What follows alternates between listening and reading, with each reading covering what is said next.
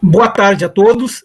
É com muita satisfação que estamos dando início à segunda live do projeto Editoração em Debate. Hoje estamos recebendo aqui com muita satisfação, muita alegria, o Gustavo Faraon, que é cofundador da Dublinense, editora criada em Porto Alegre em 2009, com foco na ficção literária e atualmente com mais de 200 de títulos publicados. Atua no desenvolvimento de novos projetos, aquisições, licenciamentos e direitos internacionais e também nos setores financeiro e comercial.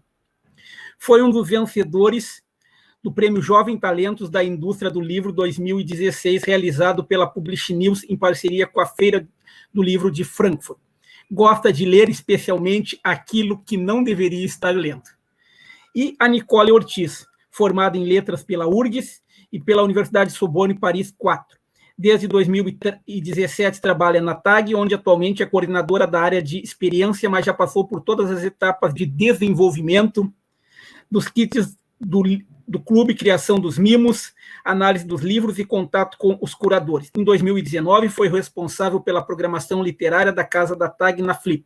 Já deu aulas de francês, foi atendente em livraria e revisou artigos de acordo com as normas da ABNT.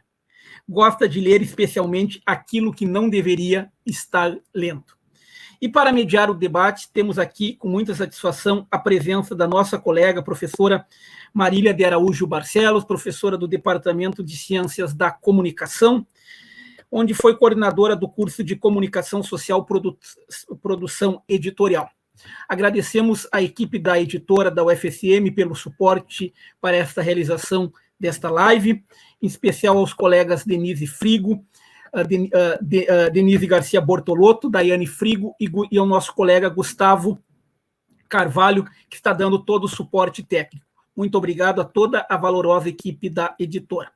Passo agora a palavra para a professora Marília, fazer a abertura e passar a palavra para o Gustavo e a Nicole. Marília, muito obrigado.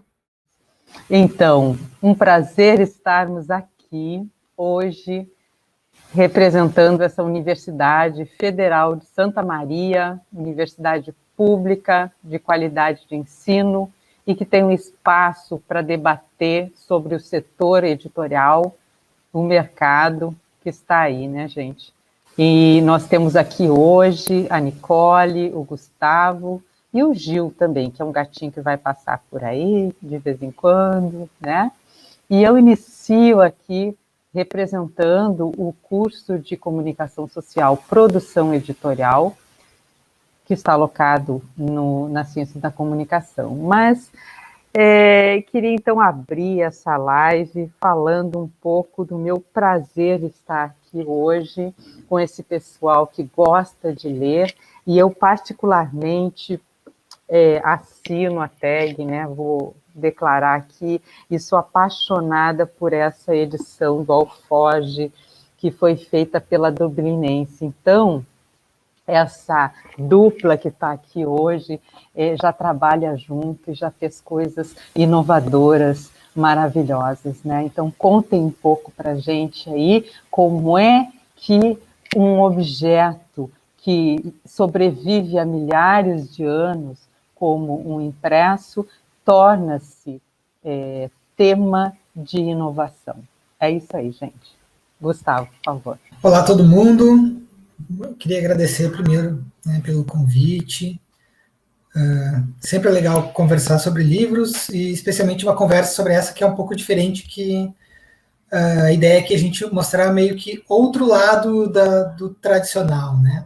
Então eu pensei em começar essa conversa fazendo uma explicação um pouco rápida dentro da trajetória da Dublinense, que exemplifica um pouco essa mudança do mercado e a busca por coisas novas. E eu acho que quando chegarmos lá, daí a Nicole vai contar especificamente a experiência da TAG, e eu acho que vai dar para a gente fazer um panorama do geral, a Nicole fala do específico, depois, dependendo do interesse, de dúvidas, a gente pode entrar em quaisquer searas que a galera quiser, né?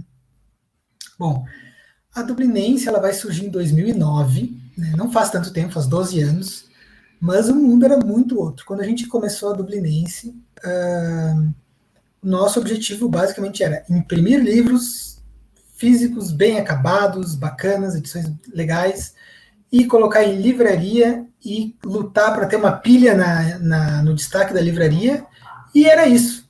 Isso era tudo que a gente sabia, isso era tudo que era possível. Né? Além disso, a gente poderia, sei lá, vender assim, de mão em mão para amigos e tal, mas basicamente era isso que a gente fazia, era isso que a gente conhecia com a possibilidade de vender o livro, de comercializar o livro. Claro que naquela época já existia o e-book, né, mas era tudo uma coisa muito incipiente, sobretudo no Brasil. Era muito incipiente, não se tinha, digamos assim, a perspectiva de realmente, sei lá, ter um faturamento relevante, ou que isso fosse importante de verdade para a editora, para a sobrevivência da editora. De lá para cá, muitas coisas mudaram, mas acho que a principal que mudou, e aí eu vou contar da história da Dublinense, foi quando, em 2012, eu fui convidado pela Feira de Frankfurt para ir para a feira e fazer um curso lá. E aquilo me abriu muitíssimo a cabeça para outras possibilidades, tanto pelo curso, pelos seminários que eu fiz lá, que me fizeram ter uma compreensão do mundo do livro, não só como o mundo do objeto livro, mas basicamente o mundo de licenças e conteúdo, né? Exploração de conteúdo, exploração de histórias, como é que a gente pode explorar esse conteúdo que a gente tem de diversas maneiras. Eu comecei a olhar de outra forma, e também olhar experiências de outros mercados, de outros colegas, que faziam, não só porque a gente às vezes olha assim, o mercado dos Estados Unidos, o mercado da França, mas é muito interessante tu ver também mercados como o mercado da língua árabe, da África do Sul, de outros países de língua portuguesa da África, e ver que ideias esse pessoal tem para, digamos assim, vencer as barreiras específicas deles. E aí, quando você começa a entrar em contato com essa gente toda, com essa galera, você começa a tentar escapar um pouco dessas armadilhas, dessas correntes do mercado, e começa a tentar trabalhar com outras coisas. Então, desde esse momento, eu comecei a ter como perspectiva olhar para tudo, olhar para todo mundo e, sobretudo, tentar quaisquer coisas que me fossem apresentadas, ou quase isso. Então, nós fomos no Brasil, a Dublinense foi, por exemplo, eu acho que foi o primeiro cliente a assinar o contrato com uma empresa chamada Xerife, que foi aberta também uma década atrás, que foi a primeira distribuidora de e-books do Brasil.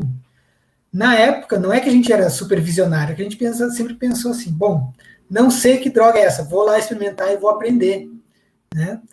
Porque é mais ou menos assim que funciona no mundo do livro, que é um mundo muito conservador, né? É um mundo muito conservador, e que as pequenas inovações, normalmente elas são trazidas por pessoas que vêm de fora da indústria, porque tem um olhar diferente, um olhar que não tá ainda muito, como é que eu vou dizer, adestrado pelos nossos certos e errados.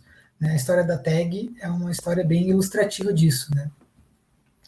Mas, enfim, nesses últimos anos, então, desde que eu tive essa chance de ir para essa feira e fazer esses cursos e entrar em contato com outros editores, fazendo novas coisas e novas ideias, algumas coisas começaram a se transformar bem rápido na indústria e também na Dublinense, numa perspectiva de, digamos assim, inovação. Uma delas foi, por exemplo, uma tentativa ativa que a gente tem de começar a exportar conteúdo. Né? Exportar conteúdo significa vender os direitos de tradução dos nossos livros, dos nossos autores brasileiros, para outras partes do mundo, para outros mercados.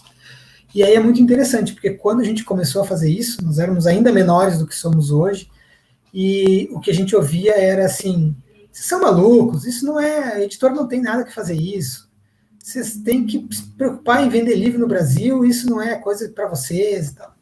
Bom, hoje a gente tem livros com os direitos vendidos para praticamente, não digo todos os mercados, mas muitíssimos, língua árabe, língua inglesa, língua francesa, língua italiana, alemão, e tudo isso ajuda a trazer uma receita diferente para a editora, mas também a fazer nossos livros circularem. Então, né?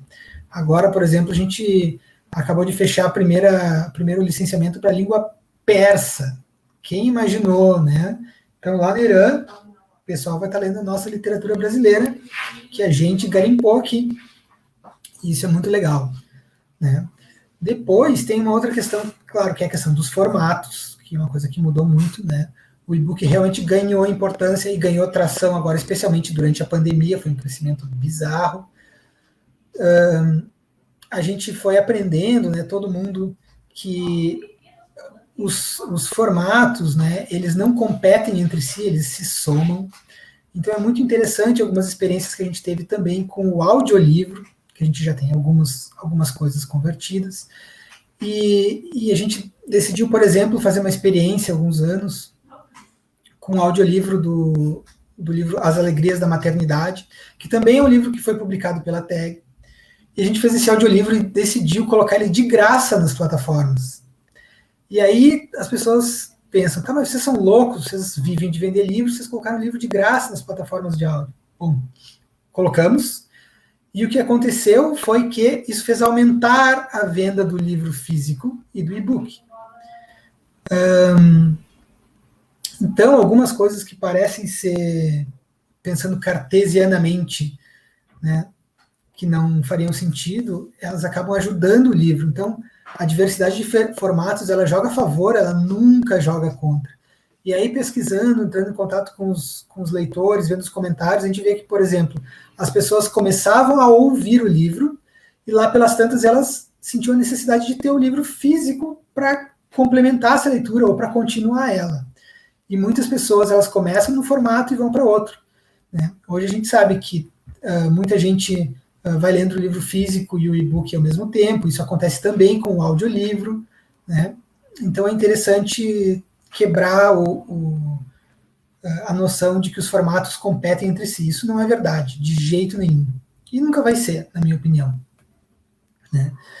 E aí, junto com essa transformação de formatos, o que teve também na indústria, a nossa indústria do livro recentemente, é a questão, uma crise muito grande das livrarias e outras maneiras de se vender o livro, de se vender o e-book, de se vender esse conteúdo, que não é mais apenas pela livraria, tal como eu enxergava e pensava e me comportava quando a editora surgiu lá em 2009, né?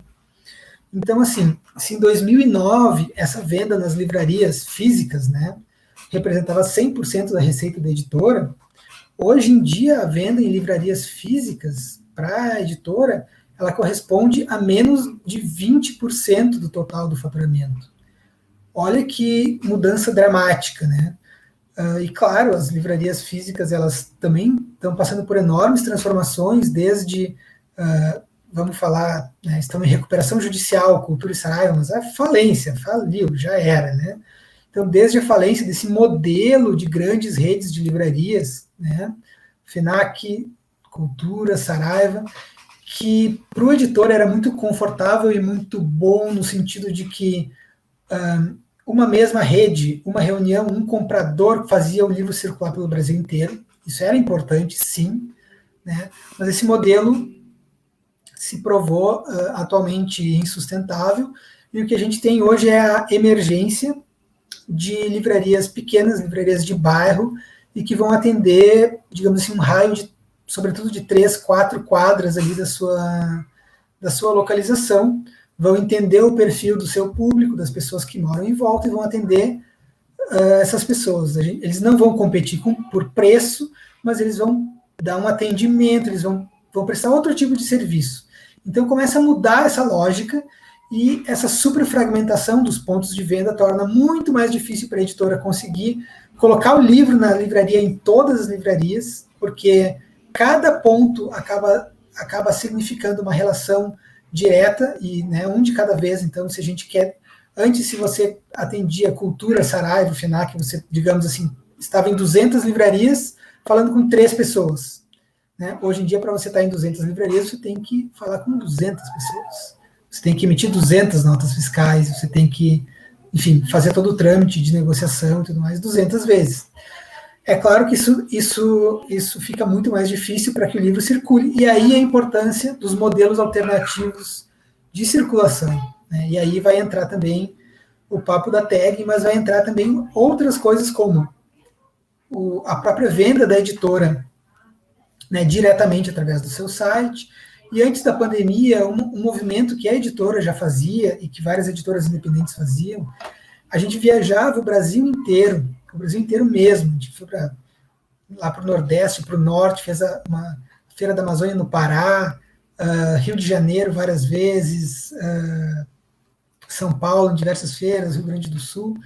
A gente circulava, fazia feiras, mandava a nossa galera, o nosso pessoal, para estar em contato direto com os leitores e para ser esse agente não só de promoção da editora dos livros, mas realmente fazer um contato e conseguir mostrar para eles por que a Dublinense, por que essa editora, né, que a gente acredita, por que a gente é diferente dos outros, o que a gente faz que não é igual às grandes editoras, por que nenhuma editora é igual a outra, etc. E a gente começou a fazer isso, a gente fez isso por anos, e foi um trabalho de formiguinha muito importante. A gente realmente conseguiu espalhar uma sementinha assim nas feiras e tal. E quando a pandemia chegou e a gente não pôde mais fazer esse trabalho pessoal, essa plantação, digamos assim, já estava feita, e aí o trabalho com o site melhor, um e-commerce de verdade, começou a ser muito mais efetivo, né? E através da nossa comunicação, que a gente mudou várias coisas, etc. Mas, basicamente, o que a gente tem que começar a fazer, a partir, né, do momento em que essa venda, essa comercialização pelas livrarias tradicionais não é mais uma possibilidade, é olhar para toda e qualquer possibilidade de fazer um livro circular. E aí, o que significa toda e qualquer possibilidade? Significa, né, a venda internacional, significa outros tipos de licenciamento, significa, né, licenciar, eventualmente, um livro para ser encenado num palco, ser gravado num filme, significa ser licenciado para entrar num livro de língua portuguesa para crianças, para alfabetização. Sim, um trecho de um romance pode ser sublicenciado para outra editora, para ele estar lá numa outra obra.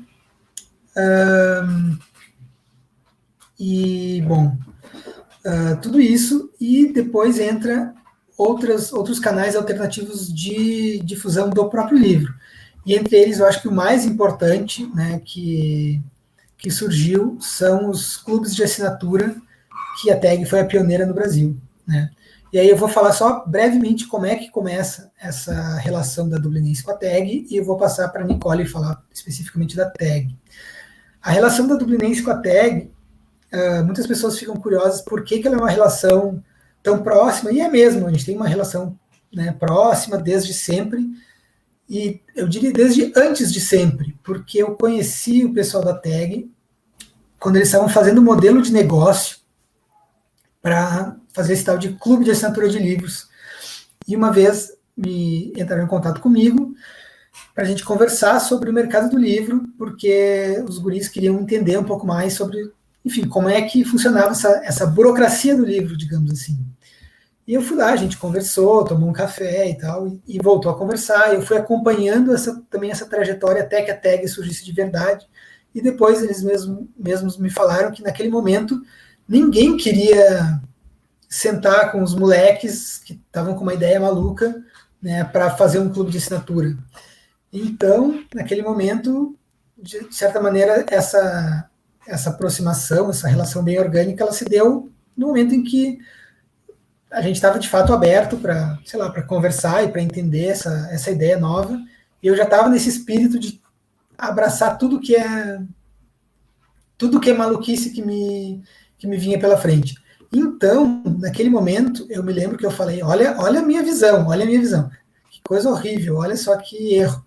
Minha visão foi a seguinte, eu falei para eles, pessoal, você, saindo do curso de administração, pessoal inteligente, bem nascido, banho tomado, todo o potencial, vão trabalhar sei lá onde, fiquem ricos, ganhem dinheiro, depois vocês vêm perder dinheiro aqui na indústria do livro. Primeiro vamos lá, fica rico, depois vocês vêm para cá, vocês vão tudo se ralar. Achei linda a ideia de vocês, mas isso aí vai ser a dor de cabeça da vida. E, bom, que bom que eles não me ouviram nessa parte, né? E foram adiante, né? E, bom, a gente teve junto com a TAG né, eu pessoalmente nesses primeiros passinhos, mas depois a gente voltou a se encontrar muitas vezes, a gente trabalhou junto em muitos projetos, né? A Dublinense fez junto com a TAG o primeiro projeto, o projeto piloto das edições exclusivas que a TAG começou a fazer, foi com a Dublinense, e a gente fez depois uma série de outras coisas, a gente vai inventando, e eu acho que também isso acontece porque a gente tem esse espírito de ouvir uma ideia que aparentemente parece maluca, e parar um pouco, pensar e tentar desenvolver ela, antes de sair cheio de nãos e de impossibilidades e tal. E, enfim, foi assim que a gente se aproximou e foi assim que a relação começou, né? E seguimos fazendo muitos livros e mais por aí em breve e tudo mais. E acho que agora a Nicole pode contar um pouquinho da trajetória da TAG, por que a TAG faz o sucesso que faz, né? As dinâmicas, e depois a gente eu aqui fico à vontade também, deixo vocês à vontade para perguntarem o que quiserem saber de mais específico. Pode ser sim, claro. Bom, prazer, então, conhecer o pessoal aí da UFSM que eu não conhecia, e também obrigada pelas palavras, Gustavo. Eu acho que é engraçado comentar sobre o Gustavo, que várias vezes ele me liga ou manda uma mensagem no WhatsApp dizendo: Nicole, eu tenho uma ideia maluca aqui para te contar. Então ele sempre vem com essas ideias, é muito legal, porque várias delas, em relação aos projetos que a gente trabalha, não vão para frente, porque são ideias malucas que não puderam ser viabilizadas, apesar da gente gostar bastante delas, mas que elas ficam, assim, às vezes passa 1 ano, 2 anos, já passou, e a gente, não, lembra aquilo que tu falou, acho que agora a gente vai conseguir fazer. Então, eu acho que isso de plantar uma sementinha é, com certeza, o principal motor inovador do mercado e de qualquer profissão, qualquer mercado. Então, eu acho que, enfim, isso resume bem a conversa de hoje. Eu vou pedir para o outro Gustavo, que está trabalhando no suporte técnico, colocar a apresentação, pode ser? Não sei se vai dar certo. Se não der, também eu vou me guiando aqui, ou eu posso compartilhar? Posso compartilhar? Falando sozinha já. Eu vou colocar, então. Peraí. Vocês estão me vendo, né? Estão vendo a minha tela? Sim. Perfeito. Sai, meu gato aqui, insuportável. Eu fiz uma apresentação hoje. Eu não vou mais ver vocês a partir de agora, mas qualquer coisa vocês falem. Porque a tag é muito complexa de explicar, até para os nossos associados, futuros clientes, enfim. É um negócio em si com um modelo super antigo, que é o Clube do Livro, e com um produto muito antigo, que é o livro, mas mesmo assim a gente acabou inventando tanta moda que muitas pessoas não entendem. Talvez até vocês pensem, tá, o que é a tag? É uma editora, é um Clube do Livro? Então eu resolvi fazer um PPT para a gente ir nos conceitos básicos da tag. A tag é, então, um clube de livros e não uma editora. Muitas pessoas acham que é uma editora. A gente tem 2 modalidades de assinatura. A primeira, que foi a que foi criada no início da tag, é a tag curadoria.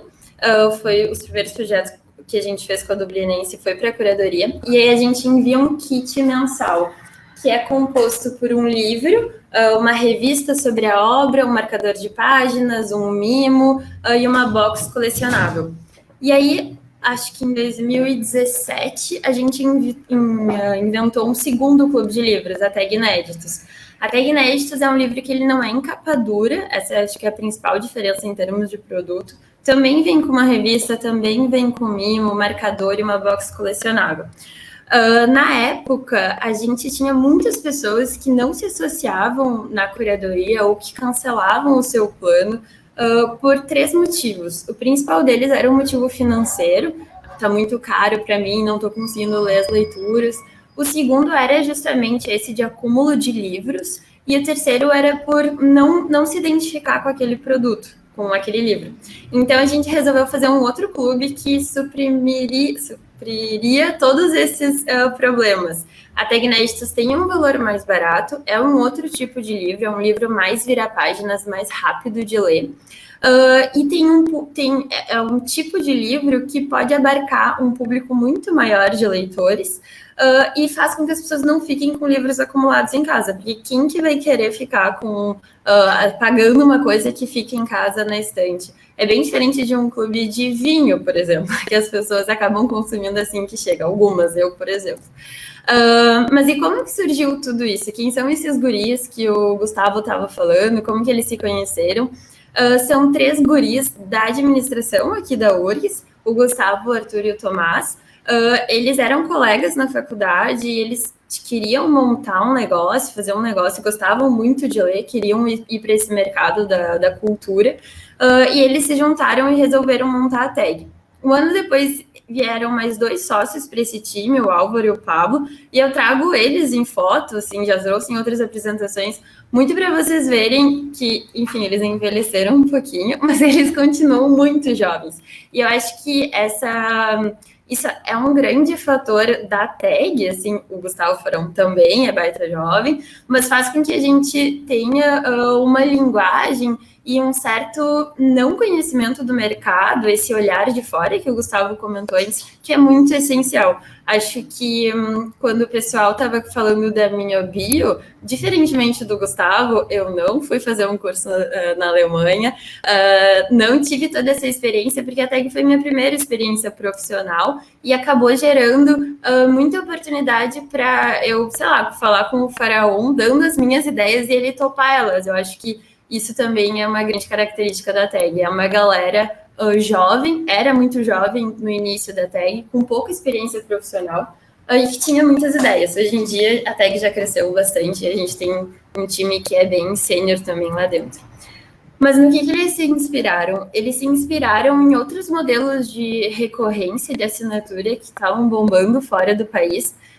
Não é um modelo de negócio tão conhecido no Brasil hoje em dia. A gente tem alguns clubes como a Wine, Leiturinha, mas não muitos. Nos Estados Unidos é muito comum as pessoas terem várias assinaturas em casa, porque o próprio sistema de entrega, de delivery é outro, né, diferente, bem maior. E um clube muito famoso nos Estados Unidos na época era esse $1 Shave Club, um clube que recebe todos os homens, enfim, pessoas que querem se depilar recebem todo mês uma lâmina de barbear. Eu não entendo essa recorrência, mas enfim, bombou muito nos Estados Unidos. Acho que até a Unilever chegou a comprar esse clube, porque cresceu demais. E uma outra inspiração para a TAG, obviamente, é o antigo Círculo do Livro, né, que vocês sabem muito bem o que é. E uma outra coisa que estava rolando lá em 2014 era justamente o início dos e-books, o início dessa ideia de que o livro digital ia matar o livro físico, mas mesmo assim eles pensaram, será? A gente não acha que vai rolar isso. O livro físico, afinal, é uma maior tecnologia já inventada. E como o Gustavo falou, o que a gente comprovou muito desde então é que esses 2 mercados eles não são concorrentes. Inclusive, Gustavo, vou te mandar uma pesquisa que eu estava lendo recentemente sobre os audiolivros que diz justamente isso. Eu acho que, se eu não me engano, 76% do consumidor de audiolivro, ele consome 53% de vezes os outros formatos também. Então, é muito difícil trabalhar em casa. Então, é exatamente como você estava falando. E naquela época também tinha essa outra ideia que às vezes a gente acaba encontrando de pessoas que dizem que o Brasil é um país de não leitores. Então tinha tudo isso rolando na cabeça deles, eles pensavam que eles não acreditavam, enfim, nesse cenário do Brasil e ao mesmo tempo queriam apostar contra isso. E aí, como é que funciona na TAG? Como eles eram de um curso não do mundo literário e não tinham experiência nisso, eles queriam chamar pessoas para recomendar os livros. E esse é exatamente uma página do PPT que a gente manda para curadores. A gente sempre explica quais livros podem ser indicados. Romances entre 150 e 400 páginas, livros inéditos no Brasil, literatura estrangeira e nacional, e histórias envolventes com personagens marcantes e tramas instigantes. Então é mais ou menos esse o briefing que a gente passa para os curadores. E a gente chama curadores de todos os tipos, de todas as nacionalidades, mas geralmente pessoas que estão muito ligadas ao mundo dos livros. Como que a gente avalia um livro na curadoria? A gente tem vários parâmetros, número de páginas, como eu falei anteriormente, até recepção do próprio livro e principalmente nota em outros sites. O Goodreads é uma plataforma que a gente usa bastante. Todos os livros que a gente envia, a gente tenta que eles sejam muito perto de 4 ou acima de 4, porque a gente nota que as notas que os nossos associados dão para os livros que a gente manda tem uma correlação, nem lembro, acho que é uns 80% com a nota do Goodreads, então é um bom parâmetro para a gente se guiar. E além disso, a gente tem testers. Se vocês quiserem ser testers da tag, mandem um e-mail para mim ou para o clube se oferecendo para esse trabalho. A gente contrata testers, então, para lerem os livros e avaliarem as obras, e eles preenchem um formulário mais ou menos assim. A gente tem vários testers e está sempre recebendo formulários de leitura.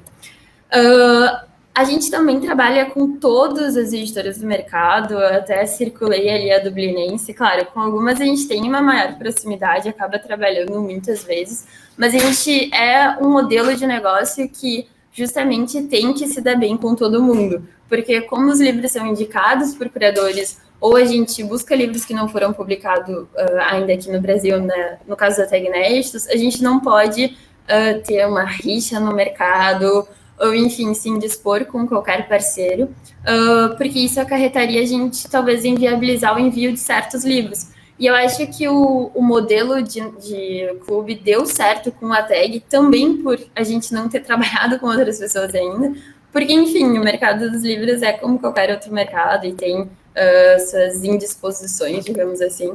E aí a gente tem um modelo também de trabalhar muito da boa vizinhança, né, Gustavo? Imagina que você está fazendo assim, não estou chorando agora. Mas, enfim, como o Gustavo falou, eu trouxe aqui uma imagem ilustrativa, mas, enfim, muito simplificada da cadeia produtiva do livro, um pouco como funciona desde quem, enfim, está imprimindo papel, todos esses atores da cadeia, gráfica, editora, distribuidores, o clássico, e aqui um pouco como que a tag opera, é uma saída, como o Gustavo falou. Por quê? A gente fala diretamente com a editora, passando pelo distribuidor, comprando o livro ele continua sendo publicado pela editora e não pela tag. A gente faz uma compra certa, o que é muito bom, porque o editor, tanto para um livro que ele ainda não publicou, como o Alforge, por exemplo, que a Marília mostrou no início, o Gustavo poderia conter os direitos do Alforge, mas pensado, não sei se esse livro vai bombar, estou em dúvida, até que publica ele, show de bola, assim, ele já vai saber tanto como foi a recepção, meu gato está fazendo um barulho absurdo, tanto a recepção do livro, quanto muitas vezes esse pagamento adiantado da tag à editora é o que muitas vezes pode viabilizar também justamente a publicação do livro no Brasil depois dele ser publicado na tag. Então, essa compra certa, como a gente chama, é uma coisa muito boa para a editora e para a tag, porque a gente acaba conseguindo uma negociação melhor financeira em função do alto volume de compra. Hoje a gente tem 70 mil associados, mais ou menos, ao todo nos dois clubes. E uma pergunta que pode surgir, e que surge bastante, né? Como a gente estava falando, é um negócio muito antigo, o negócio do livro. Por que as pessoas fariam isso? E depois, Marília, quero saber por que é associada à tag. Mas a gente já mapeou que normalmente são 3 motivos, 3 motivos. Pessoas que querem começar o hábito da leitura. Pessoas que querem descobrir novos livros, então, gente que já é macaca velha de livros, de livraria, mas quer conhecer coisas novas. E outras pessoas que querem fazer parte de uma comunidade de leitores, são muito apaixonadas justamente por esse conceito da tag de agregar, de conhecer novos leitores. Então, são 3 motivos que não são excludentes, mas que acabam sendo bem frequentes quando a gente entende por que a pessoa virou associada. Esse é um comentário que a gente recebeu na nossa página do Facebook há muito tempo, acho que no primeiro ano de tag, e a gente sempre leva ele em apresentações, porque é muito louco como as coisas mudam. É uma pessoa que diz: amigos, por favor, expliquem, por que devo pagar R$ 69,90 para receber um livro de 1986, que por acaso já tenho há muitos anos e que pode ser encontrado novo por R$ 55 e usado a partir de R$ 25? Vocês prometem novos autores, novas leituras e perspectivas e oferecem um campeão de vendas de quase 30 anos. Qual o ponto? Apenas ganhar dinheiro com os incautos ou realmente espalhar o gosto pela leitura? Não entendi. Eu acho que, inclusive, esse livro era Vermelho, Negro ou Vitória. Não lembro exatamente, mas Vitória a gente trabalhou com a Dublinense, se não me engano. Mas, enfim, acho que era Vitória, faz sentido. Mas, enfim, naquela época, até pra gente, pro nosso modelo de negócio, era difícil a gente acreditava muito nesse produto, conseguia descrever ele bem, mas a gente não conseguia mostrar para esse cliente a percepção de valor das outras experiências que a gente oferecia, que ao longo do tempo, hoje em dia, estão bem já sedimentadas, e hoje em dia não é tão difícil explicar por que as pessoas se associam a TEG, mas às vezes ainda é. Há um tempo a gente teve uma experiência de ponto físico, a gente foi vender os nossos kits numa livraria parceira, e era muito difícil expor esse produto. Onde que a gente coloca o mimo? Será que a gente deixa o livro fora da box colecionável? O marcador fica dentro? É um produto que nosso produto, fora do contexto do clube de recorrência, de entrega em casa, é muito difícil dele ser comercializado. Mas, enfim, que produto é esse que a gente proporciona hoje em dia? Esse é um kit de agosto do ano passado, que eu trouxe como exemplo. Aqui a gente tem na esquerda o Mimo, que era um caderninho de lembranças. A gente tem a box colecionável, a revista, o livro era a Firma Pereira, do Antônio Tabucci, e a gente tinha como brinde uma máscara, porque na época era auge da pandemia, e, enfim, a coisa da máscara estava ainda vindo. Era o início, digamos. Mas, para além desse kit, a gente oferece toda uma série de experiências que a gente chama para além da caixa. Então, aqui são os nossos aplicativos.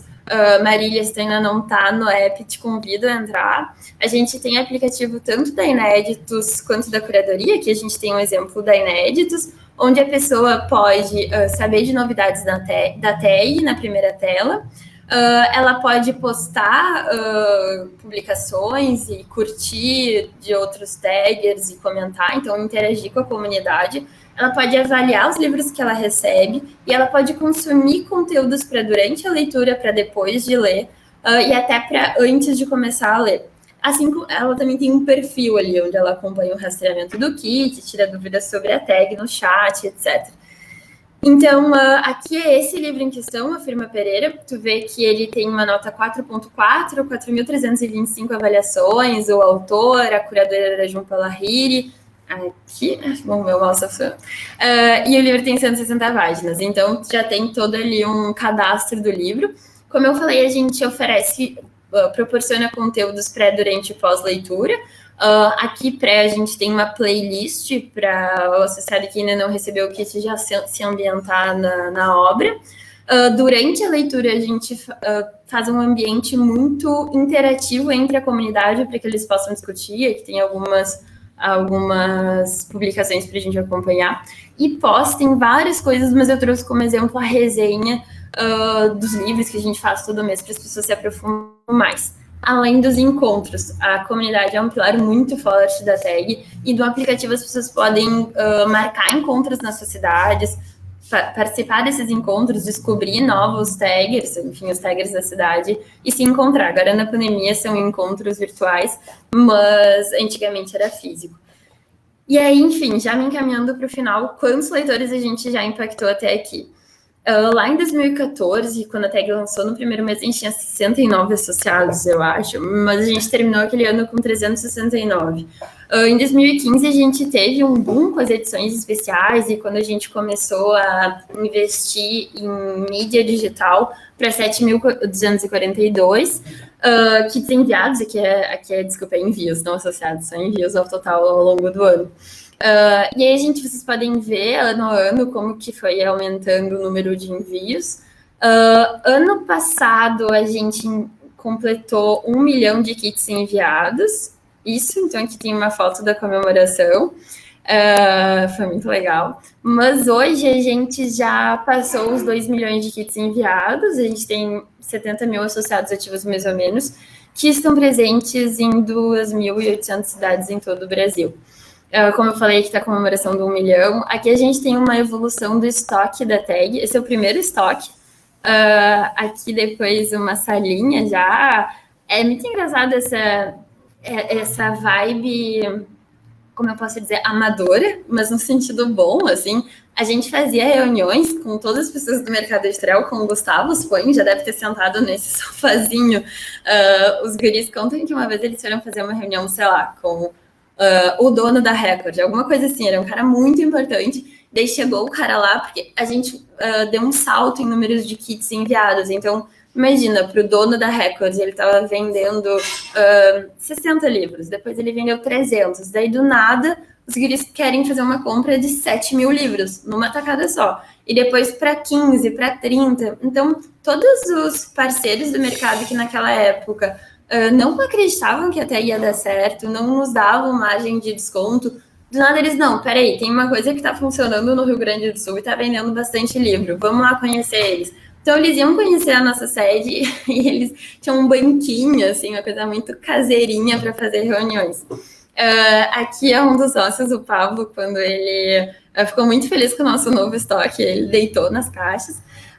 E aqui, hoje em dia, como funciona o nosso centro de operações e distribuição lá em São Paulo.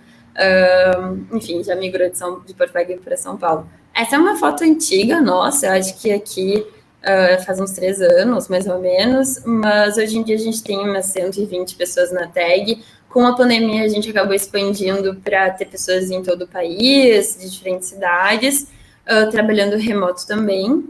E no final, eu tenho que avisar, desculpa, eu estou fazendo um trabalho aqui também, que tem vagas para quem quer, enfim, mandar seu currículo, e tem um cupom, obviamente, para quem quiser se associar na tag. Mas eu acho que é isso, estou louca para saber das dúvidas e do que vocês estão pensando disso tudo. Ô, Nicole, esse teu final aí, fazendo uma autopromoção, o estagiário da Dublinense, que é o nosso personagem da comunicação, ficaria orgulhoso do teu aproveitamento de 100% do tempo, não dá margem para, enfim, tem que aproveitar tudo, isso aí. Exato. Muito bom.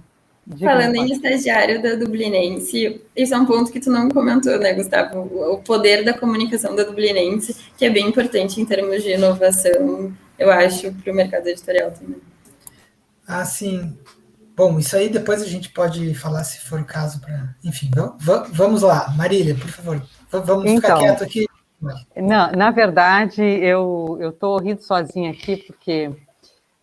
professor dá aula e coloca as temáticas e tal, mas o que funciona mesmo é quando o que a gente fala em sala de aula é dito pelas próprias pessoas que tocam o negócio, estão no mercado, entendeu? Porque aquele ditado assim, né, santo de casa não faz milagre, então agora o povo vai acreditar como é que funciona, que tem que jogar suas ideias mesmo e fazer isso acontecer, né? Então, eu vou só traçar alguns comentários aqui antes das perguntas, porque muita coisa do que eu conversei recentemente veio à tona aqui na conversa de vocês, né? Em primeiro lugar, vou responder um pouco, Nicole, o que tu falaste sobre eu enquanto leitora, né, e associada. Eu, na verdade, a tag para mim é um espaço em que eu conheço jovens autores que eu não encontraria, eu teria mais dificuldade para encontrar numa livraria, né? E eu não sou bem uma leitora comum, né? Eu leio muito, sempre li muito por conta do meu gosto pessoal e por conta do trabalho também. Então, eu sou exceção, né? Mas a tag me trouxe isso, né? Essa questão da curadoria, da chancela, da legitimação do material, né? E também, assim, uma coisa que eu queria comentar também, e em especial, assim, na fala do Gustavo apareceu, que é se vocês as duas empresas são provenientes do Rio Grande do Sul, né? Mas tomaram conta do mercado nacional.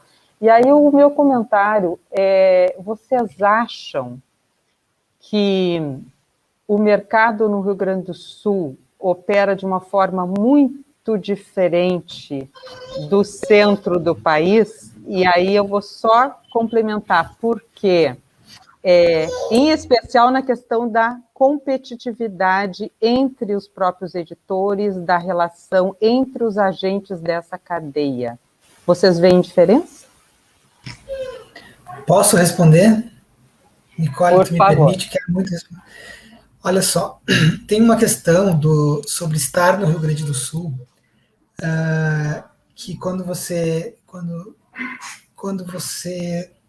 sai do Rio Grande do Sul, e muito cedo eu vim para São Paulo, embora a editora continue no Rio Grande do Sul, você tem uma perspectiva que é muito singular, que é assim, ó, enquanto você é pequeno, bem pequeno, o que é brasileiro é o que é feito no Rio e São Paulo. Isso é brasileiro. Qualquer coisa de fora é regional, é outra coisa. Então, existe uma barreira, que é uma barreira de um pouco de preconceito, de desconhecimento, sim, sobre o que é feito fora desse eixo da comunicação e da produção de cultura. Tá? Isso para mim, isso é absolutamente claro. Isso reflete de diversas maneiras e, enfim, isso a gente poderia falar aqui um papo de horas só sobre essa barreira invisível, né? Tanto que, e dá para falar assim, sobre desde livros, né, a literatura mesmo, sendo a recepção literária, a gente pode falar disso, como é que isso afeta a recepção literária. A gente pode falar também da questão empresarial, e aí é interessante ver como é mais difícil, sempre foi para a gente mais difícil colocar um autor do Rio Grande do Sul nas livrarias desde lá de começo, porque o autor do Rio Grande do Sul ele faz literatura regional, né? E aí você vê a Nicole quando fala da tag, a história da tag, e quando lá pelas tantas os donos das grandes editoras vêm, ué, que esses caras lá de Porto, que estão fazendo lá no Rio Grande do Sul? E vou lá olhar isso aí, tá muito estranho. Como é que um cara lá do Rio Grande do Sul faz uma coisa que presta? Meio estranho esse negócio, eu vou lá ver direito, porque isso aí tá estranho, entendeu? Então, tem uma barreira simbólica, alguma coisa assim. Mesmo que se fale e se reconheça da importância das editoras do Rio Grande do Sul para o mercado brasileiro, dos autores do Rio Grande do Sul para o mercado brasileiro, aqui o Rio São Paulo é uma bolha e furar essa bolha é muito difícil, tá? E é ponto final.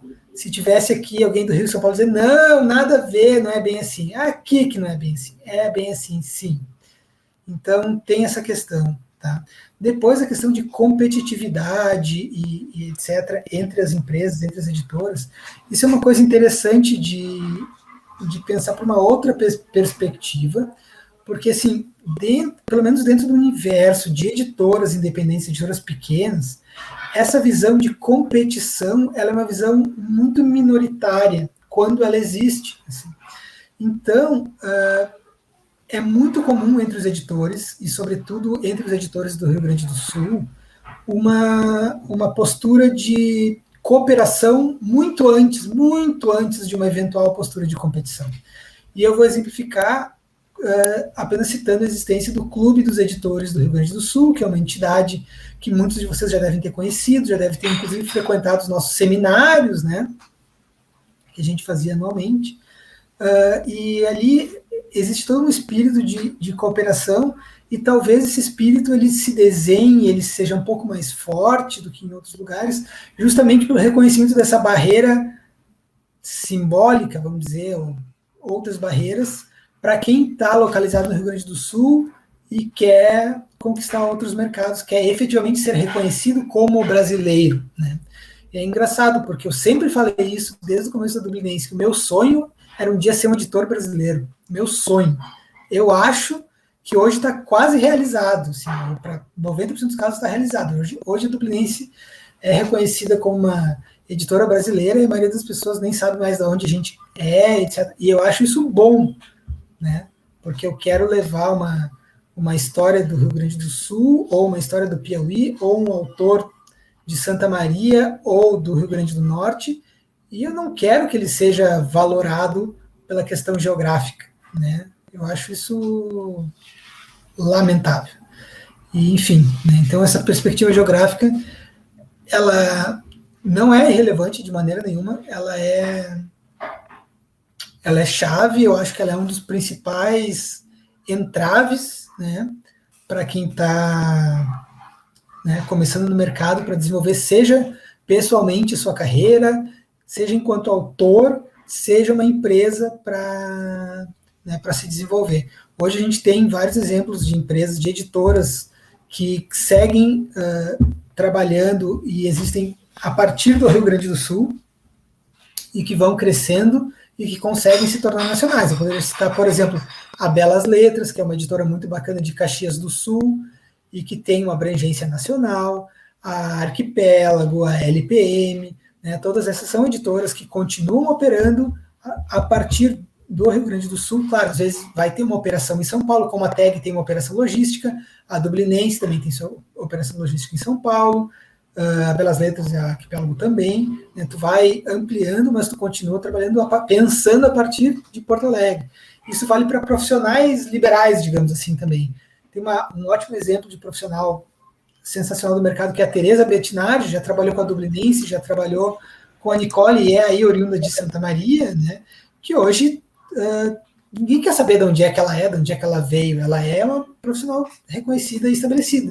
Mas eu ficaria muito, muito curioso de perguntar para ela, e talvez um dia eu tenha essa chance, de repente num evento e tal, de como é que foi para ela esse desenvolvimento, né, quando ela estava saindo de Santa Maria, saindo do Rio Grande do Sul, como é que foi para ela, né, como é que foi a recepção nesse mercado brasileiro? Quando é que ela deixou de ser uma designer de Santa Maria para virar uma designer brasileira, né?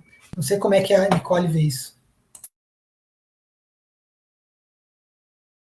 Então, eu vejo de várias formas, assim. No nosso caso da TEG, a gente continua sendo um clube do Rio Grande do Sul. Isso é muito importante, porque eu acho, vendo de fora, o Gustavo, ele mora em São Paulo, mas o Hosp mora aqui em Porto Alegre, então tem essa ponte, eu acho, do Hosp conseguir... O Hosp é o sócio do Gustavo, para quem não sabe.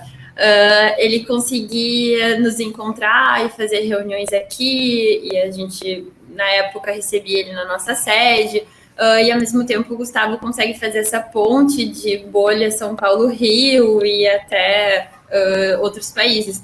Mas no caso da TEG, como nenhuma pessoa da TEG trabalhava em São Paulo, da parte editorial, a gente era sempre, continua sendo, os de Porto Alegre.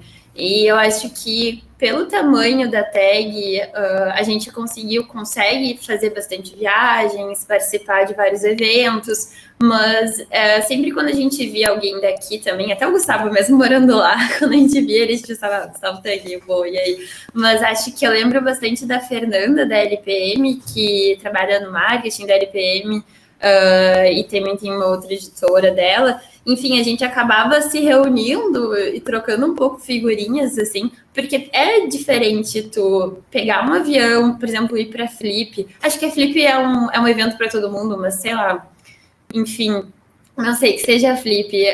Para muitas pessoas de São Paulo, Rio, é fazer uma viagem de carro. Pra gente é diferente, assim, eu acho que isso exemplifica para outros eventos também. Em relação à competitividade, a TEG foi, acho que, o primeiro clube que ficou grande de livros, assim, e depois vieram vários outros, o Intrínsecos, enfim, tem até Clube Católico, com quem a gente já conversou esses tempos para saber um pouco mais sobre o negócio deles. Eu acho que a grande questão que fica é que tem muito leitor, tem muito neo-leitor ou possível leitor, tem muita gente para a gente conseguir fazer, tornar brasileiros novos leitores. Então, eu acho que não tem por que ter um espírito competitivo. E ponto de vista em relação aos formatos, se uma pessoa lê audiobook, ela também lê livro físico e e-book, eu acho que também acaba se refletindo para o mercado editorial também. Uma pessoa que assina a tag recebeu Alegrias da Maternidade e acabou comprando o livro 2 e 3 da Buxa e Mecheta, que foi vendido pela Dublinense. Então, eu acho que enfim, se a gente for competir da mesma forma com as editoras ou com os clubes de livro, com certeza vai se tornar uma coisa nociva, enfim, que vai levar uma pessoa a conseguir algo. Sei lá, se a gente for fazer as mesmas coisas que Intrínsecos e vice-versa, a gente vai competir pelo mesmo leitor, mas fazendo produtos diferentes, alternativas de negócio diferente, eu acho que fazendo parcerias não tem por que, enfim, continuar com essa postura antiga, eu acho, né, no mercado. Ô, Nicole, deixa eu complementar, só finalizar essa resposta, só finalizar muito, muito rápido, só contando que esse negócio de não competição e até de diálogo entre as editoras, as marcas, as empresas, agora a gente lançou uma coisa dentro da nossa comunicação que é meio bizarra, que a gente fica inventando coisas. A gente lançou a tag com E, que é títulos que o estagiário garante. Então a gente copiou tudo, a gente copiou a logo da tag, fez tudo, só que de maneira tosca, porque é tudo o estagiário que tem que fazer. Então a gente lançou um negócio que é uma brincadeira, a gente vai fazer, é meio que uma compra cegas, a gente vai fazer uma caixinha, mas tudo é o estagiário que está fazendo. Então a tag faz tudo bonito e lindo e com luxo, a gente vai fazer a versão estagiária da tag, que é uma brincadeira. E eu contei, quando a gente teve essa ideia, né, o estagiário teve essa ideia, eu mandei uma mensagem para o Guto, que é um dos sócios da tag, falei, nós vamos fazer isso aqui, essa ideia e tal, mas obviamente, né, tô te falando porque é baseado na tag, eu quero saber o que tu acha, se tu acha que é uma coisa bizarra, se tu fica desconfortável, eu falei, não, achei legal pra caramba, legal pra caramba, vamos, vai lá, não sei o quê. E então rola isso, e é até engraçado, porque quando a gente lançou, várias pessoas comentaram assim, poxa vida, logo a Dublinense, que é super parceira da tag, fazer isso, que sacanagem, copiando, vocês estão copiando, é muito engraçado, daí algumas pessoas não se ligam que tem esse diálogo muito próximo, assim, e fica assim, nossa, eu percebi essa cópia aí, vocês estão copiando a tag, mas a gente morre de rir aqui dentro e toca em frente, porque é assim que a gente acha que tem que fazer. É muito legal isso que vocês estão trazendo, que essa coisa da competitividade realmente ela é no histórico, assim, mas eu acho que num histórico da evolução editorial em que não havia tanta profissionalização. Hoje a gente já tem cursos de pós-graduação, temos cursos de graduação, como aqui na UFSM, de produção editorial, e é importante também das pessoas saberem que há espaço para estagiário dentro do mercado, né? Há espaço para tester, então é uma oportunidade muito bacana isso que vocês estão trazendo. Inclusive, eu vou aqui agora colocar a pergunta da Lia Cavaleira aqui, que é a Letícia Cavaleira, ela é aqui do curso de produção editorial. Ela faz a seguinte pergunta para a tag. A tag já pensou em um clube com foco em e-books? Né? E aí eu faço aqui um comentário também, Nicole, que é o seguinte, o ano passado, enfim, eu tive a oportunidade de ir para Portugal e apresentar um estudo do Jean Rossi, que também está aqui nos assistindo, sobre a tag, e aí eu levei um exemplar e não voltei com ele, porque simplesmente eles acharam incrível e eu acabei doando o exemplar para o pessoal de lá. Então, eu queria saber sobre a internacionalização da empresa, né? O Gustavo já falou um pouco disso, né? Dessa coisa que eu acho importantíssimo enquanto agente de levar nossa literatura para o exterior, né? E trazer também, não só traduzir, mas também fazer os nossos autores serem lidos lá fora. E expor essas questões aí de inovação, tá? Então, Nicole, se tu quiser começar, e depois o Gustavo complementa. Claro, pode ser sim. Sobre novos clubes, com certeza, a longo prazo, enfim, a médio prazo, a gente tem isso em mente, a gente quer expandir a tag para ter vários clubes e que a experiência de um tagger seja uma experiência de que ela consiga abranger uma família ou uma comunidade maior. Então, o Gustavo, por exemplo, pode assinar a tag curadoria, e aí, quem sabe, a filha dele ter uma tagzinha, a esposa um tag clássicos, enfim, a gente conseguir ter várias modalidades que possam atender vários tipos de leitores, né? Hoje em dia, como que foi o nosso plano de negócio para esse ano? A gente quis focar na consolidação do nosso segundo clube, nosso terceiro clube, que é a Grow. Eu até não trouxe a Grow, porque a gente acaba separando bastante na tag ficção e a tag Grow, mas a Grow é um terceiro clube que não está associado à marca da tag, mas é um clube de negócios, de livros de negócio. Que era a ideia original dos meninos, né? Exato, que também é a ideia original dos meninos. E a Grow, nesse ano, então, um dos focos da tag em termos de negócio é a consolidação da Grow, assim como o lançamento de novos produtos. A gente vai lançar, acho que daqui a pouco tempo, um novo produto, já dando um spoiler para vocês. E aí a gente resolveu focar na Grow e no lançamento desse novo produto nesse ano, assim como o desenvolvimento dos nossos aplicativos digitais. Então, esse foi nossos focos de negócio. Mas para o nosso planejamento de 5 anos, por exemplo, daqui para frente, é com certeza abrir novos clubes. E em relação aos e-books, durante a pandemia, a gente foi obrigado a entender um pouco mais esse mercado, porque tinha um grande receio de que os kits não iam chegar na casa dos associados em função da pandemia. E até a crise do papelão nos afetou bastante. A gente tinha uma época que a gente estava com medo de não ter caixinha para enviar os kits para os associados. E aí, nessa mesma época, a gente pensou, as pessoas vão cancelar o clube porque elas não vão estar recebendo o livro. Então, a gente fez parceria com as editoras durante 4 meses, se eu não me engano, 5, para fornecer o e-book enquanto não chegava o livro. Deu super certo, a gente teve uma parcela boa de associados que aderiram à utilização do e-book, mas como o Gustavo vai saber explicar muito melhor do que eu, os direitos de comercialização e distribuição de livros digital é muito diferente de livro físico. Então, se a gente comprar da Dublinense 30 mil exemplares do Alforge, mas querer comprar 30 mil exemplares de e-books, é outro contrato do próprio Gustavo com a autora do Alforge, se eu não me engano. Então, isso gerava a gente não conseguia garantir que todo mês vai ter e-book. Então, para comunicação e venda para os associados é muito ruim esse mês vai ter e-book, esse mês não vai ter, ou a gente criar um clube de e-books que seja diferente do nosso. A gente ainda está estudando quais clubes a gente consegue criar na tag, e o clube de e-book é um deles, sem duplicar ou triplicar a nossa estrutura interna. Será que para ter um clube de e-books a gente precisa ter toda uma equipe editorial igual? De estoque a gente sabe que não, porque não tem estoque, mas enfim, tem que duplicar a estrutura de trabalho ou a gente consegue contratar mais poucas pessoas? Então, enfim, são questionamentos que a gente acaba tendo, mas está no nosso planejamento se aproximar de e-book, sim.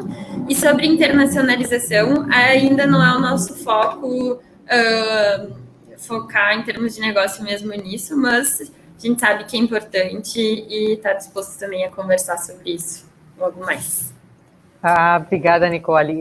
Aqui agora o Yuri, que é da Universidade do Estado do Rio de Janeiro, também aqui comentando que achou legal, provavelmente tenha sido a ideia aí da tag dos estagiários, né? E que está qualificado aqui a nossa audiência. Eu queria só comentar uma coisa em relação à inovação.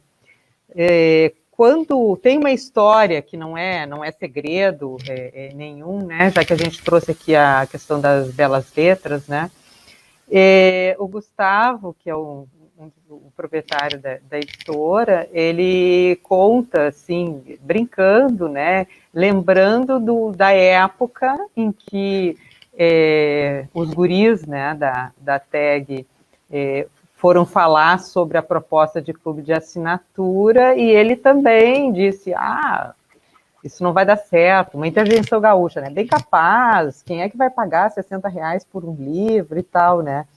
Então, essa coisa da inovação e do investimento também, né? Assim como, quem é que vai investir num material que é de estagiário, que é quase que um cover, né? De um clube de assinatura que está dando certo. Então, assim, o cover de assinatura é bom, né? Então, o quanto que a gente tem que ser audacioso. E, para isso, eu pergunto para vocês, vocês se embasam em pesquisas? Vocês têm pesquisas próprias? Como é que ocorre esse levantamento de demanda por um bom planejamento ou modelo de negócio? Deixa eu começar respondendo, porque daí a gente começa aqui por baixo e vai chegar na tag, que eu sei que faz muita pesquisa. Na Dublinense, a gente usa um sistema chamado Vamos que Vamos. Então, a gente acredita em alguma coisa e vai lá e faz e azar. Bem assim, a coisa mais absurda. E a nossa comunicação e tal, ela é baseada num princípio que a gente quer que a Dublinense seja reconhecível enquanto editora. Tá? Esse foi um plano que a gente teve lá atrás. Então, isso começa por a gente, em vez de fazer tudo com freelancer de design, a gente contratou uma maravilhosa designer própria para fazer o design de tudo que sai da Dublinense, para a gente ter uma cara. E isso a gente levou para a comunicação também. Então a gente pensou, como é que a gente pode se comunicar de uma maneira que não pareça aquelas editoras velhas de 1835, falando tudo, parecia de gravata, tudo sisudo e tal, como é que a gente pode fazer isso? E aí foi surgindo meio que naturalmente esse personagem do estagiário para fazer essa comunicação. A gente foi testando, isso aqui não funcionou, isso aqui foi meio ruim, tá, não faz mais. Pô, isso aqui foi legal, e a gente vai indo. Muito em se permitir experimentar, muito em se permitir errar, e é isso. O que a gente tem de vantagem? A gente é uma editora muito pequena, que tudo que a gente faz é muito pessoal, então a gente tem uma linguagem natural, a gente se permite colocar a nossa linguagem, que é a linguagem que a gente conversa, as bobagens que a gente pensa, entendeu?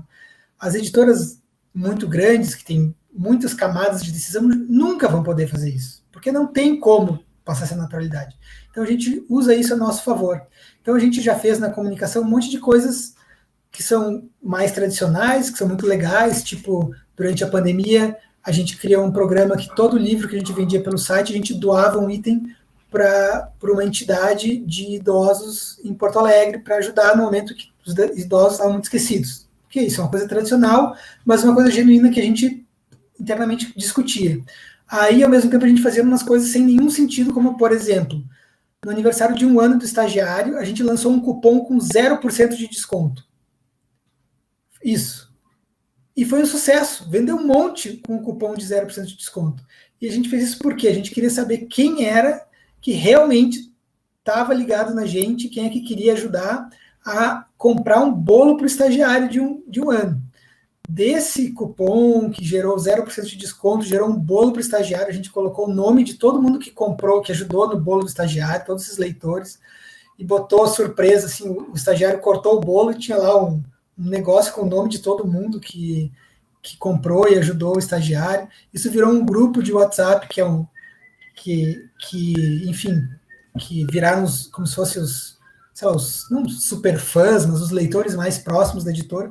E uma coisa vai puxando a outra, uma coisa que aparentemente não tem nenhum sentido, a gente vai levando para, um patamar acima, essa ideia maluca do títulos que o estagiário garante, e a gente apenas se permite. A gente se permite porque a gente não tem condição de fazer pesquisa para tudo, porque é tudo muito rápido, né? E a gente faz muitas coisas ao mesmo tempo.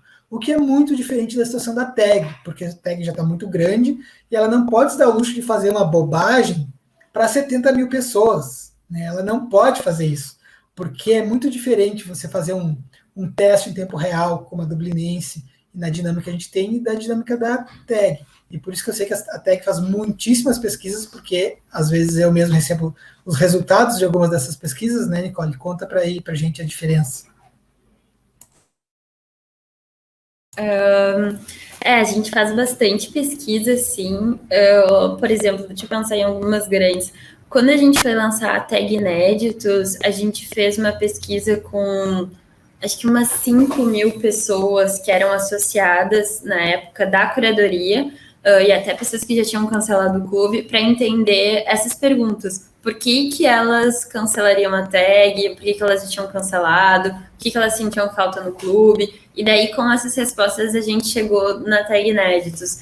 A gente faz muitas pesquisas rápidas no aplicativo da tag. Agora há pouco a gente lançou uma sobre o nosso podcast. Então, a pessoa que usa o aplicativo apareceu um pop-up dizendo pilha responder uma pesquisa rápida sobre o podcast. Aí a gente perguntava os hábitos de consumo de podcast, quais as pessoas costumavam ouvir, o que elas achavam do podcast da tag. Para uma tomada de decisão diária, assim, a gente sempre tenta validar tanto em uma pesquisa quantitativa, mas principalmente qualitativa. Então, para qualquer lançamento de produto ou validação de hipótese, a gente traz os associados para dentro da construção disso. É o que a gente chama, em outras empresas que não são de livros, uma cultura de ter o usuário no centro do processo, tanto de criação quanto de validação e de resultados.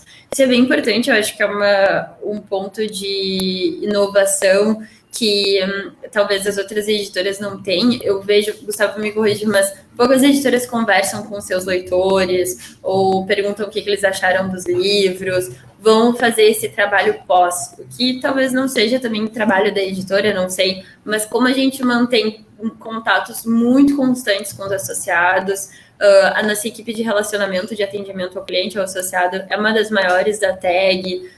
Toda vez que a gente vai fazer alguma mudança, a gente conversa com 5 pessoas, fazendo uma pesquisa exploratória. Então, hoje em dia, assim, para onde a gente está mirando em termos de equipe, na equipe onde eu trabalho, é manter conversas frequentes com associados.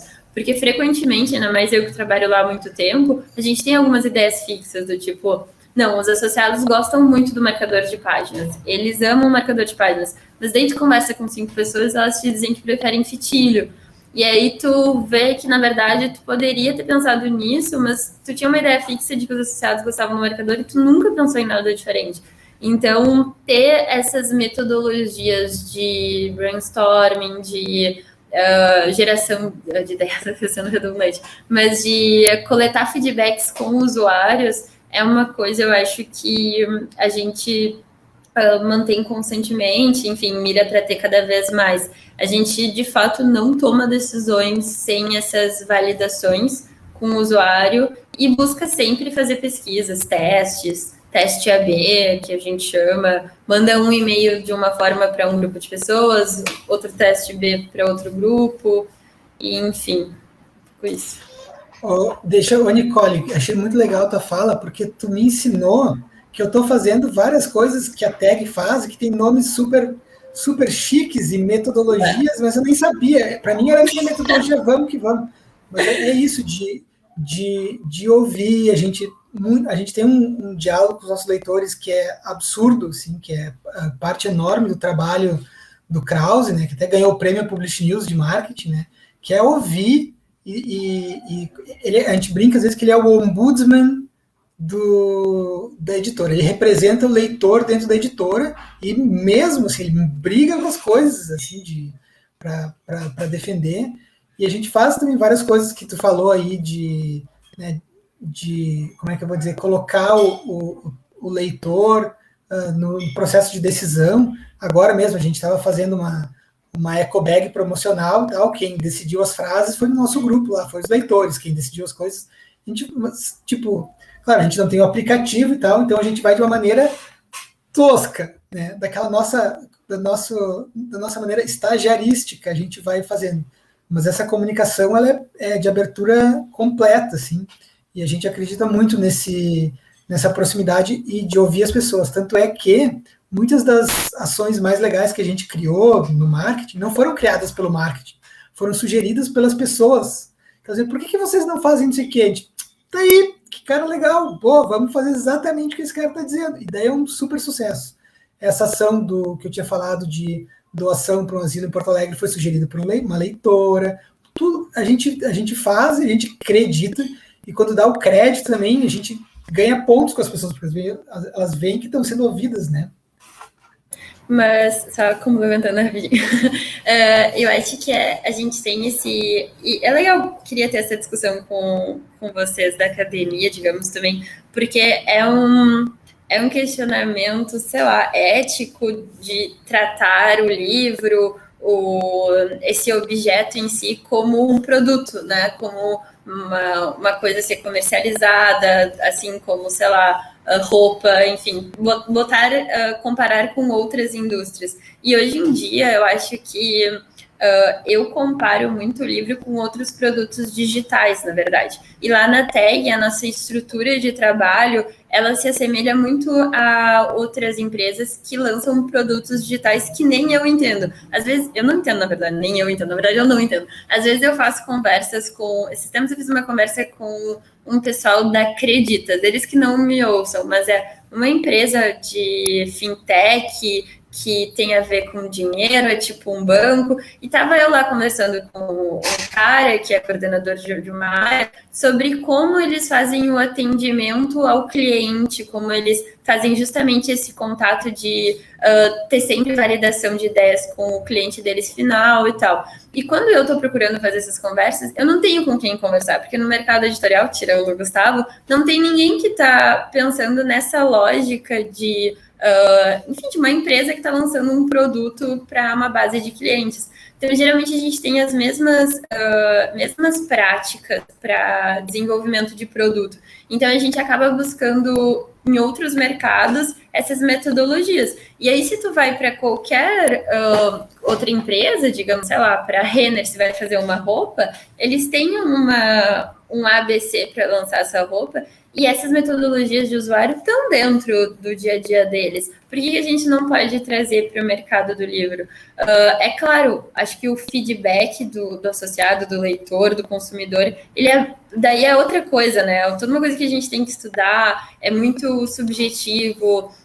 Eu sempre digo que o leitor, ele, diferentemente de um consumidor de uma roupa, ele vai mudando, né? A cada livro que ele lê, ele é um novo consumidor, diferentemente de alguém que consome, sei lá, roupa, digamos. Então, é bem engraçado. Eu estava conversando com o pessoal da Nubank esses tempos, como que eles validam ideias. Eles têm uma equipe enorme de testes que recebe novos produtos e que testam esses produtos. E eles sempre estão desenvolvendo uma nova feature, porque são várias palavras em inglês daí nesse mundo, no aplicativo, junto com uma pessoa de relacionamento com o cliente, porque é ela que traz a visão do cliente. Então, tem alguém de produto que está fazendo aquela nova ferramenta, tem alguém de teste, tem alguém que trabalha com o cliente final, tem uma pessoa que é designer, uma pessoa de dados. Então, eles trabalham nesse formato de squad, de time, em que é interdisciplinar, cada pessoa tem um papel para desenvolver um novo produto, uma nova ferramenta no aplicativo do Nubank. Esse modelo de estrutura empresarial é um modelo que a gente trabalha na TEG também, mas eu venho da Letras, né? Estou aqui, venho da Letras. Eu gosto desse contato porque, no fim, para lançar um livro, se eu tivesse percorrido todo um caminho clássico no mercado editorial, que é impossível, né? Acho que vocês também sabem, é muito difícil se inserir no mercado editorial pela via tradicional, a gente ia acabar não chegando nessas novas formas de pensar, assim. Então é isso. Incrível. Essa conversa aqui eu acho que rende muito ainda e eu fico cada vez mais satisfeita, e aí eu compartilho aqui com meu colega Daniel, da gente ter esse projeto e ter esse espaço para poder trazer à tona essas temáticas. Infelizmente aqui a gente já está fechando o nosso tempo, mas eu quero fazer uma pergunta que veio do público aqui, que eu acho bem importante, que é do Ailton Fraga, também chamado de Tito. Ele diz assim: como vocês enxergam os espaços de leitura e venda de livros em Porto Alegre, com os processos de falência das mega-stores e as dificuldades enfrentadas pelos pequenos livreiros da cidade por conta da pandemia? Eu acho que o Gustavo já trouxe um pouquinho esse assunto quando falou aí da da Cultura e da Saraiva, né? Mas aqui, especificamente, ele pergunta sobre Porto Alegre, né? Quer falar sobre isso?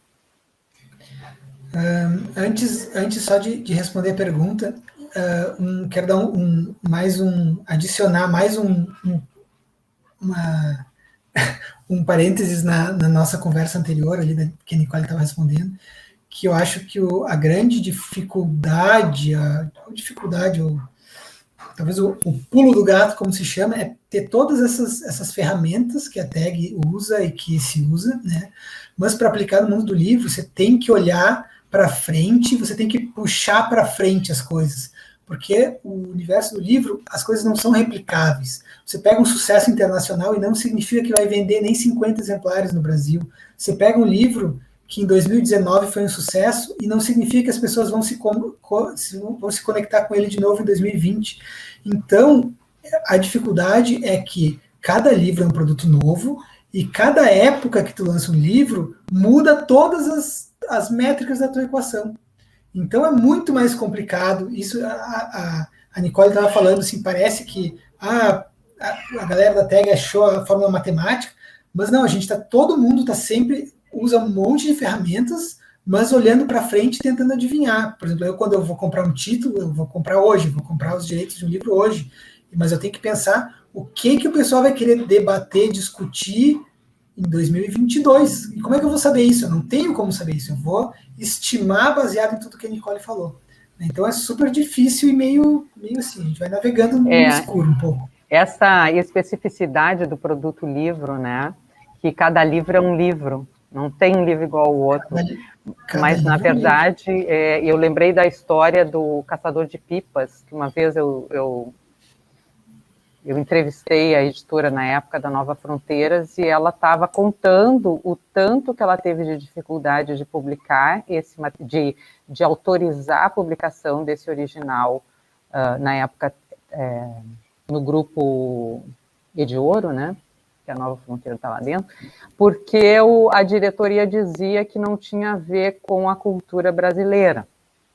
Mas eu acho que tem alguns argumentos que pontuam ou que sinalizam assim para a legitimação, que se a obra está muito tempo na lista dos mais vendidos, né? Esse livro, por exemplo, ela dizia que estava lá no 50º e de repente ela começou a subir, né, numa rapidez imensa. Era um original que passaria para a versão cinematográfica em não sei quantos países. Então tem essa perspectiva, né, que se pode trazer. E também uma coisa que é importante, assim, só para trazer aqui o exemplo, é muito bacana a gente poder utilizar a pesquisa em levantamentos para o mercado, né? E como eu estou aqui com vocês agora, eu faço esse convite para que a academia e o mercado em si possam dialogar e se ajudar aí nesses levantamentos. A gente teve recentemente aqui um estudo sobre a tag e eu acho que uns 2 anos, a tag ainda tinha o Facebook, a página do Facebook, e em questão de 3, 4 dias, o estudante obteve 450 respostas. Então, esse diálogo direto que a internet permite, ele é muito produtivo, né? Então, vamos lá, vamos estreitar essas relações aí, né? Maria, sabe o que é o mais legal? É que todos esses argumentos da editora da Nova Fronteira, que ela usou para pontuar pistas de que seria um sucesso, mesmo usando todas essas pistas, só dentro da Dublinense eu teria pelo menos 10 casos de fracasso que cumpririam todos esses itens. Eu prometo mesmo, eu vou fazer um evento só sobre fracassos do mundo editorial. É muito tá na importante. Moda. O Marcelo Gleiser fez uma live sobre isso. Eu acho bem importante o fracasso e o erro, né? É muito importante compartilhar fracasso. Porque a gente vem aqui e eu fico só falando, olha que bonito, o Dublinense fez isso aqui, é lindo, ótimo, olha que maravilha, isso aqui deu certo. E, né, na Dublinense, dentro da tag, também eu sei que tem um monte de situações que a gente passa que, é um fracasso total, assim, entendeu? E é importante compartilhar essas coisas por mil motivos, para aprender mais rápido, aprender com os erros dos outros é melhor do que aprender a gente mesmo tropeçando, né? Mas o coitado do Ailton fez a pergunta, a gente deu 20 voltas no Ailton, como se a gente não quisesse responder, mas eu vou responder objetivamente e rapidinho, para não tomar tempo, e passo para a Nicole. Como é que eu enxergo os espaços em Porto Alegre, né? Eu acho que Porto Alegre está no meio daquela transformação que eu falei, da questão de uma cidade que tinha muitas livrarias de rede, essas redes enfraqueceram muito, muitas fecharam, e rolou um certo vácuo. Eu acho que nesse vácuo algumas boas livrarias de rua se aproveitaram e fazendo um trabalho muito legal de curadoria, de ter uma identidade, cresceram, apareceram, mesmo assim, claro, a situação super desafiadora, mas eu acho que estão conseguindo fazer trabalhos legais em Porto Alegre. Eu poderia citar a Livraria Baleia, que é uma livraria super ativa e faz muita coisa, né? O pessoal lá da Taverna também mudou de sede, foi para o centro e sempre agita e cria esses espaços de diálogo, né? E claro, a Bamboletras também dá para citar, tem outras que eu vou me esquecer no meio do caminho. Mas me parece que esse lugar que era das livrarias, das redes, ele não foi ocupado, né? Que é, por exemplo, a Livraria Cultura, que continua existindo em Porto Alegre, mas um pouco como um elefante branco, uma coisa meio vazia, meio velhaca, assim, porque ela está lá ocupando um espaço nobre, mas ela não tem o que é de novo, ela está ali, parece parada no tempo, tem uma coisa meio triste, você olha ali, tem aquela coisa dos livros um pouco sendo recalchutados e tal.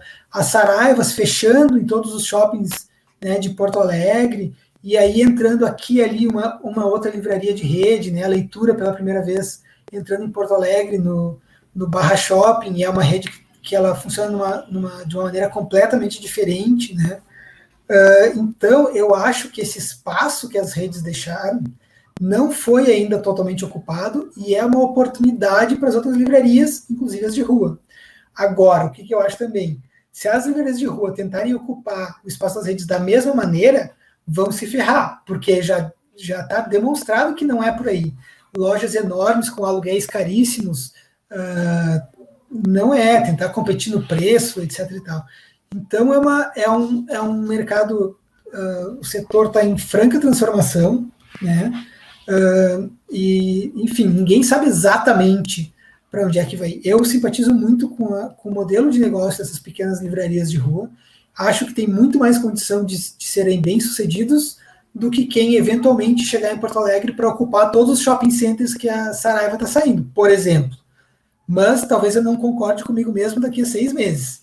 Então, acho que é um momento super interessante de ficar observando, ver o que funciona, o que não funciona, quais são os movimentos, e é isso. Tem uma rede regional bem interessante, que é a Vanguarda, no Rio Grande do Sul, né? Que tem lojas de rua, tem lojas de shopping, e consegue fazer um mix, me parece, equilibrado disso tudo.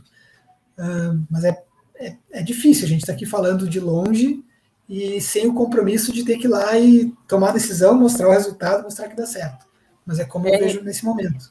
E tu sabe que eu estou falando da rede, né, se referindo à Saraiva e à cultura, eu não pude deixar de lembrar que um dia o Rio Grande do Sul foi dominado pelas livrarias Globo e pela Sulina, né? Hoje, metade da população não sabe o que é isso. Enfim, os tempos mudam. Nicole, por favor. Não, eu tenho muita pouca coisa a acrescentar, eu acho, em relação ao que o Gustavo falou.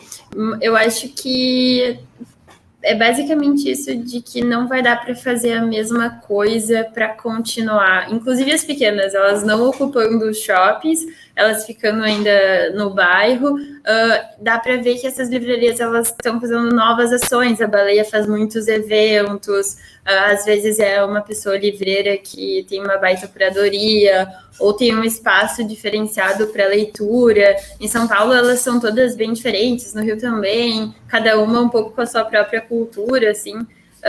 Então, eu acho que vai ser um pouco isso. E eu lembro que uma época a gente estava estudando na tag pontos de venda físico, e eu gostei bastante de pesquisar livrarias que ficavam fora do Brasil e que tinham coisas muito diferentes, assim, eu lembro de uma da Bélgica que ela era junto um café, e esse café tinha receitas dos livros, então tinha, acho que essa coisa de tornar um lugar da leitura, mas que também não é a leitura, não é só leitura, também é, sei lá, aqui em Porto Alegre abriu o Brasco recentemente, acho que tu conhece, né, Gustavo? Talvez vocês conheçam também. O Brasco acho que a ideia original dele, se alguém falasse, vamos abrir um mercado, um mercadinho, mas que vai ser conceitual, mas que vai ter também uma parceria com uma marca de sorvete, com uma marca de burrito, e é isso. E eu acho que, né, alguns anos atrás, quando foi criado, as pessoas,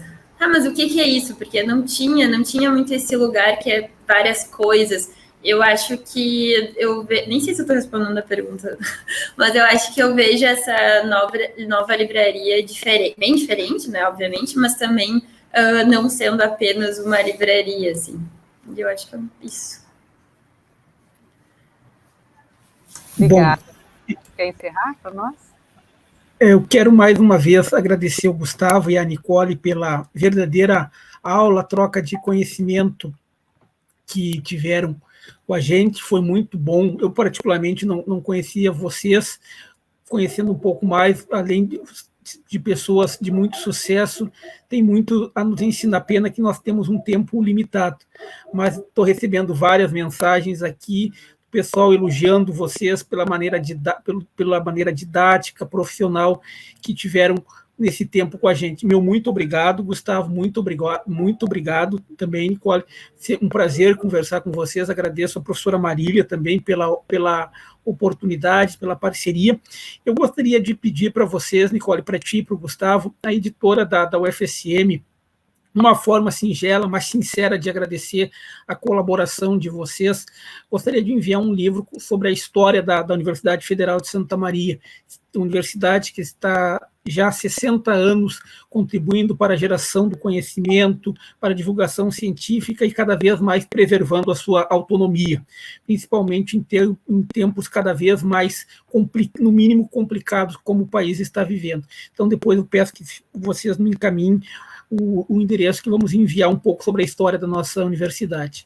Mais uma vez, muito obrigado. Esperamos, quem sabe, quando tivermos condições presenciais, que vocês venham a Santa Maria para a gente conversar, trocar experiências com a professora Marília e os alunos de produção editorial. Muito, muito obrigado. Obrigada a todos, então. Até a próxima.